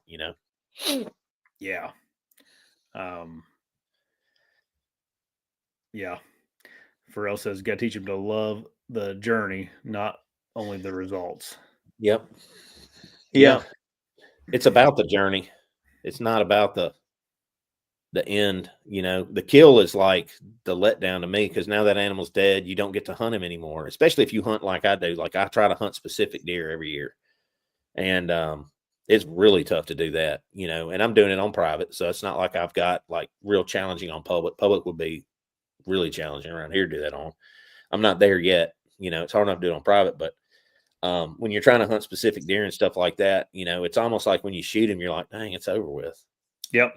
I felt that way on a couple of these bucks behind me where I shot them, and I was like, man, I'm sad I shot that deer, because now I can't hunt him anymore, Mm-hmm. So I don't know. I'm doing my best. I mean, Hayes is too young to even, he's just starting off here, but doing my best with Huck to teach him that what's important and needs and wants and that kind of thing. So we'll see. It is tougher. Yeah. It is tougher this day and age because not to make our generation sound like we have a bigger task than other generations or anything, because we don't. But like, we have things that people didn't have back in the day, like technology wasn't around, or not the kind of technology we have now. Like think about it. How proud would you be of your 4-point that you found and you hunted yourself and shot with a bow when you go on Instagram and there's all these guys that you follow and they've all got 150s and 160s, and you're like, well, I just shot, it's kind of like, I think it takes a lot of the pride away from a kid, and he doesn't realize, like, how many years I hunted. So I started hunting when I was 10. I didn't kill my first antler buck till I was 13. And then after that, it was like a couple of years. And then I killed 1 or 2. And then, it was a few, it wasn't like I killed a big, an antler buck every year, right. And these kids are killing, those 110s, like I showed you that I was so proud of with my dad, like they're killing those every year. Like I know kids in my hunting club, they'll kill 3 of those a year, every year. And they've been doing it since they were like 12. And they're happy doing that. I mean, I think it's awesome. These kids that I'm talking about, their dad, has done a good job of raising them in the outdoors, and they would rather be in the outdoors than on a computer or a tablet or anything, but still, there's a lot of kids that they shoot a couple of those and they're like, I don't have a place to shoot. I don't have pictures of, I don't have a place to shoot this 150. So I'm not even interested, because what's my little 110 when everybody compares themselves to everybody else in this day and age, what they have. And so they're not as excited about killing the smaller deer, Yeah. Comparison is the thief of joy. It is. Yeah. And people have a lot of crap anymore. You know what I mean? Like, materialistic things are very important to people in this day and age. I don't think it were back in the day, I think community and family was more important back in the 70s, 80s, whatever. I don't know when we started going the wrong way, but nowadays it's about how cool you look, or I don't know. If you get what I mean, I guess. If you just keep doing what you're doing with Huck, I mean, and with Hayes, when he gets old enough to have an appreciation, understand what's going on, when he gets a little older, they're going to be fine. My only advice to you would be, and I don't think they're going to have a choice. They're just going to have to learn the way they learn. Yeah. You know what I mean? They're just going to be like, you're not a rich guy. I'm not a rich guy. The access to really good hunting land nowadays is not like it was back when we started. Even good public is getting tighter and tighter now. So, they're going to have to learn the hard way if they have an enjoyment in it. If you keep them off the social media and stuff like that, which I know you're probably not going to be one to put your kids and let them just no. that anyway, you know? Yeah. Yeah. I mean, I'm barely on social media. Like I do, I mean, I obviously work on it, but like I Yeah. don't look at it very often or anything. Like I just post stuff and then that's about it. Like I'm not thumbing through stuff. If someone comments on my post or something, I'll usually respond, but I'm not thumbing through it a lot. Yeah. I Now don't I really like YouTube. I do enjoy watching YouTube. I yeah, like watching videos and stuff. learning stuff too. It's pretty cool. Mm-hmm. Learning stuff Yeah. on YouTube is cool. And then, I like to look at social media and stuff, but um I don't post much on there at all. I don't post pictures of what I'm doing and stuff like that. I mean, if we did, we'd probably be big influencers or something. I mean, that's all those folks do is just post, post, post. And Yeah. I some of can't us I don't. can't do it. Like I said, I would be way farther along in this little business I have of this channel and stuff if I was better at social media, but I don't really have a desire to be, it's like I'll do it despite it. Like I don't, It just takes more. It'll take more time. Look at Dan. I mean, he's got a heck of a following, and you know, he doesn't do social media. He just does his videos, and they're crude. They've always been just crudely done. Not fine editing and stuff like that. And he doesn't have he's not paying people to keep a social media thing. He tells good stories and has funny content. He's a unique guy, and he kills some big deer. So he's got a good following. But it took him. He got in at the right time, which I think you got in at a pretty good time too. I think now it'd be a lot harder for you if you got in just now. Oh, it's 100%. Like, back then is always better than now. Like, Yeah. But you just, and right now is going to be better than 2 years from now. But yeah. Or 2 years from now will be better than right now. Yeah. Yeah, right. That's what I meant. Yeah, dude, I think a lot about my grandpa just hunting and stuff, and just about like when they didn't have phones or like they didn't have a lot of stuff. Yeah. They Uh, just went. yeah, dude, my dad tells me stories about my grandpa. Like his headlamp was like a kerosene. Yeah. It really was, and he said that like you could like take them and burn. Like he'd get in trouble with my grandpa because he would he turn it up real high and then burn leaves and stuff with it. And my Yeah. grandpa Yeah. get mad at him because they're burning all their kerosene. Yeah. Yeah, that was their headlamp back then. Yeah. Yeah. And they were just happy to see deer back then too, or a Yeah. trout. I remember my dad telling me the first deer he ever shot was a spike, and he mounted it because it was, you just Yeah. never saw deer. He had a Yeah. spike. He had a little 1.5-year-old 7-point mounted. He had a 6-point he shot mounted, and then he had an 8-point that was like that one, about 110, and that was the biggest deer he'd ever killed. And man, the stories he would tell about those deer and the things that happened, man, were just fascinating now.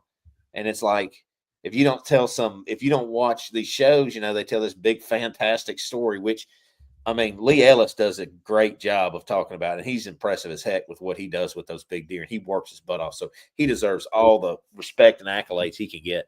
But, some of these guys are just over the top with the naming the deer and, Yeah. whatever. My daddy didn't name any deer, No. It was a 7-point, a 5-point, a 10-point, a 8-point. Saw a big 8-point today.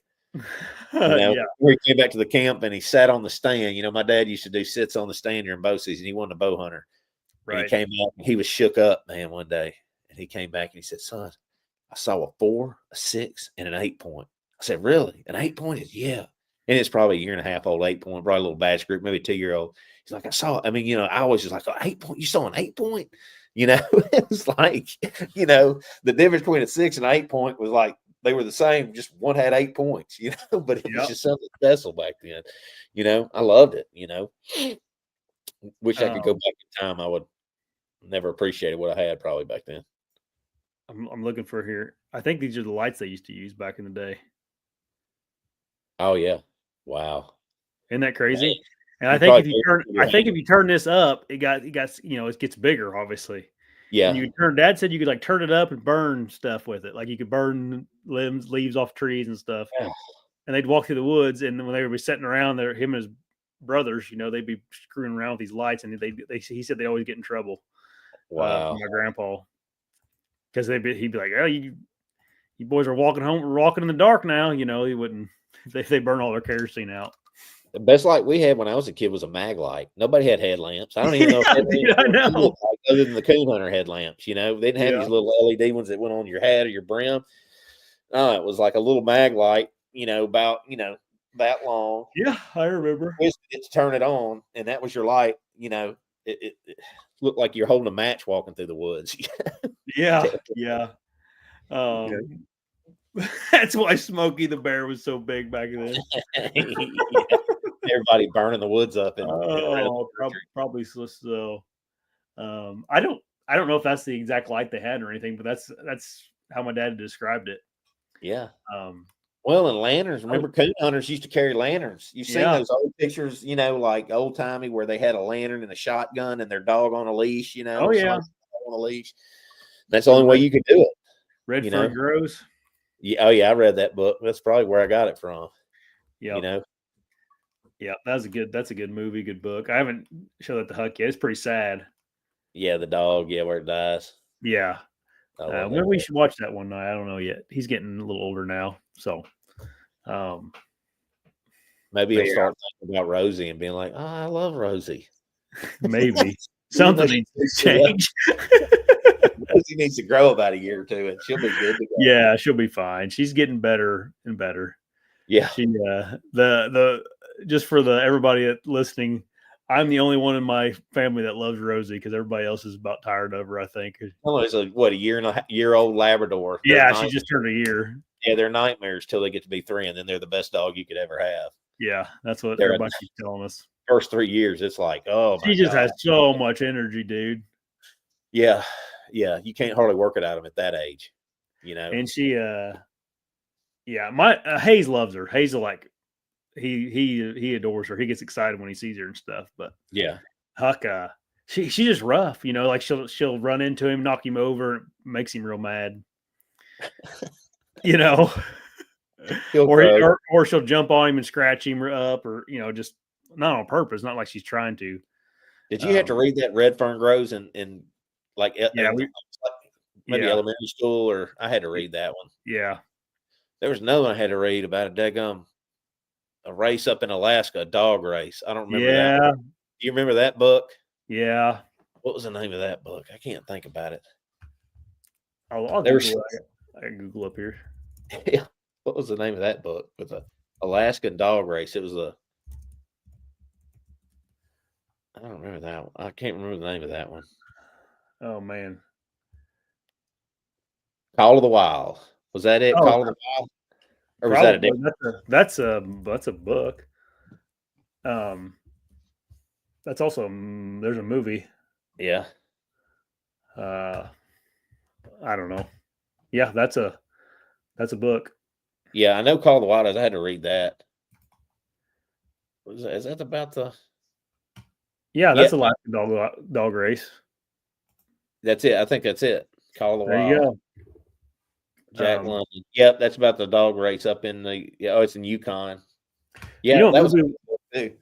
We watched. You ever watched Wild America, the movie? I used to watch those TV shows all the time. Marty Stouffer. No. Oh, you're talking about a movie? Have you ever watched Wild America, the TV show with Marty Stouffer? I don't think so. You got to watch those with Huck, man. That is one big reason I got into the outdoors, man. I used to watch those. Okay. Yeah, he would go and like camp out in like the Rockies or wherever and just document a certain species of animal for like months or years at a time. Another cool one is there's another video on YouTube about the wolf pack in Idaho. Can't think of it, the name of the thing, but it's when they introduced wolves back into Idaho, and this guy and his wife lived with them and became part of the pack, and they could go out there and play with them and stuff. And then they had pups and all that stuff. What's the name of that? It's the something wolf pack. Anyway, it's in one of the mountains. It's in like a state park in Idaho. And that was pretty good. Marty Stouffer, yeah, he's got a big beard, and it's Wild America. Marty Stouffer's Wild America. Like he do stuff on, They're old books, right? That's not a book. That's a TV show from the 70s and 80s. Yeah, this Wild America is based on that. So here, I'll just share it came out when I was a boy, this Wild America movie. Was it a movie? Yeah, I think I remember it. I wonder if it's about that. This is the movie. This thing right here, Wild America. 97. Taylor Thomas. Yeah, I Yeah, remember right him. here. Oh yeah, the young Stouffer brothers. Yeah, Marty and Mark. Yeah. It's based on that, I think, based on that Marston. guy that Wild America. Yeah. Like they Okay. go Yeah. out and try to film wildlife and sell the Yep. videos. They like Yep. leave home. The three brothers leave home and go out and film wildlife.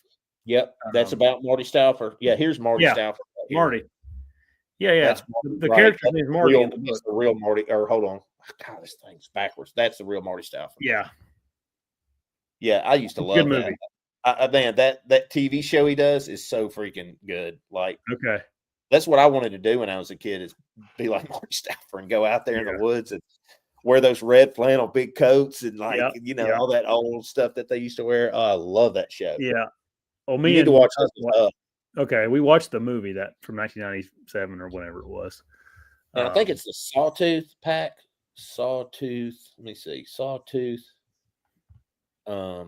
Wolf. Man, I hate when I hit stuff. Wolf pack. Yeah, Sawtooth. Yeah, the Sawtooth Wolf pack.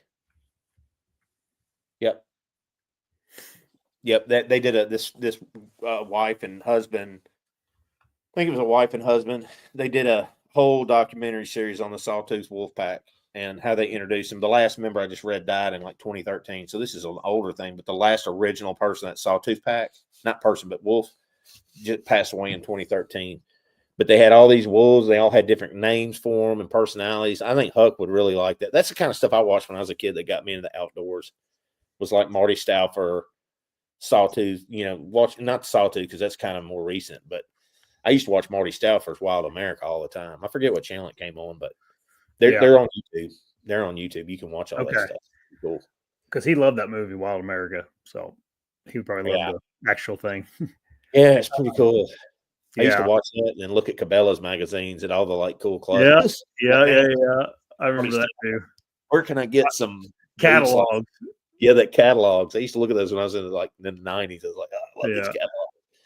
Cabela's was really cool. Yep. That's kind of a thing of the past now too. Yeah. Yeah, all the catalogs, everything's on Daggum online, Yeah. Dude, just think about like what we had to go through to watch TV even back then. Like I had one of those brown boxes with the little thing. You probably didn't even have that. No, I know what you're talking about. Yeah. We had that to watch TV, and I forget you just had the channels. Yeah. You had to put it over, and I could describe to Huck like how we used to watch TV, and he wouldn't even understand it. Yeah. Like I'd be like, he would a little bit because he goes to my grandma who's 94, and she doesn't have. She just has regular TV. Yeah. Doesn't have internet or a computer or anything. But does she have a rotary phone? Have you ever seen a rotary phone? She just has a landline phone. My grandmother had a rotary phone. Oh yeah, they did too when I was little. I remember that. Yeah. Go back, hit another one, and go back. Yeah. I remember using those in my grandma's house. But anyway, like if I had to sit down and be like, okay, our shows that we like came on once a week, and it was at 6:30, and we were there 30 minutes. And if you didn't see it, like you missed it. Yep. Yeah. And now these kids just like can watch whatever they want without ads or nothing. And they can watch all our shows that we watched and had to wait for now over and over and over. Yeah. God, things are so messed up now because it's easy. You're just making me realize how messed up the world is. I'm telling you, dude, there is nothing. You don't have to wait on nothing anymore, man. No. Instant gratification. Like somebody said in the comments earlier, it's just instant. Like you want it, here it is. Man, I miss those days. Yeah. I think you had a lot more pride and a lot more patience and appreciation for the world and the way things were and time. And well, just think about how like excited, like it has to be bad for us mentally because like everything was like excitement in an event. Like your show come on, you like to watch once a week or whatever it was. Like that's something you look forward to. And now it's just like you don't what do you look forward to anymore? Yeah. One thing I look forward to is like Landman, Yellowstone, like because I want to see them when they come out. I don't want to wait. The thing is, I can spoil it with the phone if I watch TikTok. I know what's going to go on, and because I'm curious. Like down the day before, they'll start running little skits on TikTok of it, and I'll be like, "Oh, dang, that he dies! Oh man, this sucks," And then I'll watch it. It's not as good. See, I just don't get into that stuff. I don't know why, but I probably would if I started watching it, but I just don't commit to watching any of it. Yeah, I think 70s and 80s. I think the 80s were probably the best year. 80s, probably like mid 80s to the mid 90s were probably the best 10 years in our country. I think so. 70s looked like they'd be cool, but I was born in 79. I know I went through the 80s, and I was watching earlier, like I was watching, getting off of all the hunting stuff all of a sudden, but I was watching Superman, like the actual Superman 2, like just little clips on YouTube of it, and I was like, man, I was looking at it, I was like, the way they did the special effects back then, they really weren't that bad, but the Jeremiah Johnson's such a good movie. Yeah, have you seen that? Such a great movie. Yeah, man. Awesome movie. But like I was watching that, like Superman, and like you really believe, like as a kid, I really believed Superman was going to be real, And when I watched those movies, I really believed that they could do the things they were doing, and it wasn't even, and it's crude compared to what we have now. Like, but to me, I mean, man, there's some great movies. There's no good movies really. They're just all reruns or redos of old stuff that comes out. So yeah, I'm telling you, the 80s and the 90s were the end of everything good. Since then, it's been downhill, man. I really do believe that. Yeah, there was some good comedy came out in the early 2000s, but I haven't got excited about a movie. I used to get excited about movies coming out. I remember when I was younger, like you'd hear about a movie coming out or see previews of it, you get pumped about it, go see it in the theaters and like that. Yeah. There's not been a movie come out in 10 years that I've wanted to see, I don't think. I think it's been a while since I've seen a movie. I think the last ones I would go see in the movie theater were the Star Wars. The last one I never even saw because the last two that they made were so garbage. Yeah. But now you just stream it at your house, man. It's just like, why would I want to sit with a bunch of people with COVID? And somebody dressed like the Joker that would come in the back of the thing and blow everybody up in the movie theater, man. Yeah. I'm like, no, thank you. I'll just watch it in my safe house out here in Fayette County. On my big screen TV. On my big screen TV, and nobody's going to walk in on me with an AR-15 and gun me down. I went to we went to the movies this year, I guess. We went and saw Mario Brothers with Huck. Yeah, now you got to do it now because of Huck. Yeah. But before then, I can't really remember. Me and Maddie used to go all the time when we were younger. But well, it was date night, and that was kind of something you did, but it was different back then too. I mean, it was also only $5 back then. You could get a ticket for $5. Yeah, it's what, like $20 a person now. Oh my gosh! Yeah, I think we spent close to $100. Like by the time we bought popcorn, and it was kind of crazy. Yeah, we got a couple drinks, and but and then it's kind of a thing in the past, dude. A lot of our theaters around here have closed down. So yeah, they're starting to go away here too. I think theaters I think we'll be telling kids about movie theaters like our parents told us about the drive-in. You know what I mean? Yeah. Be like, there used to be these theaters, like you used to go to the movies and watch them in a theater, or there'll be one in town that people just do for just because they want to live that experience, but there won't be theaters on every corner like there is now. There's just no good movies. The screenwritings are terrible. And I was watching a guy do an interview, and the guy that's wrote the new Superman, and everybody's saying it's supposed to be pretty good. We'll see. Like they're saying it's supposed to be pretty good. But he was talking about how they're doing him because he's over all the DC stuff. James Gunn is now with Disney.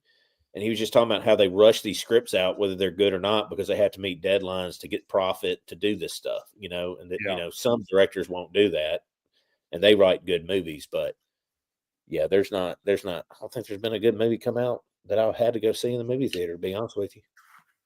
We had a drive-in theater where I grew up when I was in high school and stuff in Wabash, Indiana. But so I did get to go to. We went to the drive-in quite a bit. Man, it's so freaking late though. Them drive-ins were late. Summertime, you got to wait till it gets dark, and it's a whole process. We have one in Memphis, but you might get shot, so you can't really. He can't really. Eddie knows where I'm talking about. Been there forever. You might get shot, or Oh yeah, I know. Like that. It'd be cool to have one though. I mean, to take your, wife to just to do something different. Yeah. Yeah. We Here, we can't putt or anything here anymore. Mini golf can't do that because why not? you might get shot. Oh, you can. There's just real high consequences for it. Yeah, you better wear your body armor. We've been watching this guy on YouTube. Let me show you. This is what me and my we watch just YouTube. We don't hardly watch anything else. But he's real interesting. His name's Drew Binsky. Uh-huh. He's traveled to every country in the world. Huh. And he goes to just random things. Let me think here. He's been in North Korea. Oh yeah, he goes to all of them. Dude, this right here, this video right here we watched the other night. It's crazy. These coffin-sized apartments in Hong Kong. Uh-huh. People are living in these like little bitty boxes, dude, and they have like buildings of them. And these people pay like a few $100s a month to it's like literally big enough for a bed, and that's where they live. That's what these commies that used to have that had our government before Trump. That's what they wanted. They want us all live in little. They'd take all our property from us if they could and make us all live in boxes. But he goes to a lot of cool places. He goes to a lot of Appalachia stuff too, which was real interesting. Like here, he went to what's that slum or that place called in LA? Skid Row. Skid Row. Yeah. Yeah. He spent a day there interviewing people that live there. He went to the Amish community, that real conservative Amish community. I can't remember, but he spent a day there with them and filmed everything. And I don't know. We watched this. That's kind of cool. That's a cool little niche to be in on YouTube. Oh, it's super interesting, dude, to see how other people. I hear, exploring America's poorest region. This was Appalachia. This was in West Virginia. West Virginia is the poorest state in the country. We haven't watched a ton of them, but we've got through a few of them here. But there's a bunch of videos on here. Huh. How long are they? Are they pretty short or pretty long? It just varies, anywhere from 15 minutes to 40 minutes, I think. That's not too bad. It keeps your attention. No, he went to one where he went to a cannibalistic tribe, spent some time with them. Man, he didn't get eaten, obviously. No, he's still kicking, but it's good. It's entertaining. He does a good job. Yeah. That's I might have to check him out. Probably better than what I watch. I watch Landman right now. We finished up Yellowstone. You and my dad would go along, just sit there and watch. I love Landman. Yeah. Watch Taylor Sheridan stuff. Yeah, Landman's freaking good, dude. It's really good. Yeah. Yellowstone, they wrapped that up pretty good the other night. People really get into that stuff to where they sometimes I think some people get into some of those shows, they forget that their shows is not like a reality. You know what I mean? I don't know. They're fun to watch though. That guy that writes like Landman and 1823 or 1883 and 1926 and the Yellowstone, that guy is just money.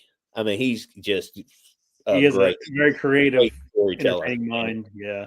Yeah. The new one with Billy Bob Thornton, man, you've got to start watching that, man, with Maddie. You got to start watching that. It's so good, man. So good. Yeah. There's some good TV's better than the movies now. That's what I was watching. Quentin Tarantino was talking on Joe Rogan the other day, and he was talking about how movies have lost it and how TV's really stepped up with the production quality and everything. I mean, you can watch TV shows and they're just better than movies are nowadays, Yeah. I could see that. I don't know. You get invested in the characters and the qualities, the production qualities there and all that. So, yeah.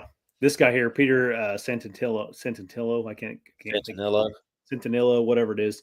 He's good too. He does a lot of those, goes into different communities and does videos about them and interviews them, and it's pretty interesting. Yeah. And you learn something about the world too, Yeah. I showed Huck because we have, like every kid, they sometimes get a little bit what do you call it? You have problems with them feeling entitled or not really, they don't know any different than what they've lived, right? So he doesn't realize that he's lucky, super lucky sometimes. So I showed him the video of the coffin houses and this is how some people have to live, He was like, yeah. This is why we tell you you're super lucky and be thankful and all that. The poorest American is richer than a lot of people in the world. You know what the 1%? I saw a clip of this today. To be in the 1% of the wealthiest people in the world, you know how much money you got to make a year? 100,000. $23,000 a year. Wow. And you would be in the, as far as the world goes, you would be in the 1%. We're living in the wrong country. Well, the problem is if you live there, it's harder to make the money, Yeah. But man, if you just make $1 million, you could probably live somewhere really nice in the world for the rest of your life and never have to work another day in your life, Yeah. Go work over in like Taiwan or something and ride one of those little bikes that pull people behind them with the little rickshaw hat or whatever that is. Yeah. Language is rough on those. Oh, he's probably talking about Landman. The Yellowstone and Landman. Yeah. You wouldn't want to let your kids watch it for sure. But man, Billy Bob Thornton does a good job, and it's very entertaining. It's entertaining for sure. Old Billy Bob, Arkansas boy. Yeah, some of those. He seems like of course, I don't know nothing about this, but he does seem like an actor that hasn't went real woke and all that. He's himself. He's pretty good. He's a good actor too. He's talented. Yeah. Chris Pratt. He's pretty unapologetic too. Yeah, he's an unapologetic Christian. I like him a lot too. He doesn't try to ram it down throat, but he lets you know where he stands. You know, he's a big hunter too. Yeah, he's kind of like more normal. Yeah. He's married to Schwarzenegger, which is crazy because his father-in-law is a wacko. Yeah. Arnie. Yeah, he does wear women's pants. I saw him talk about that.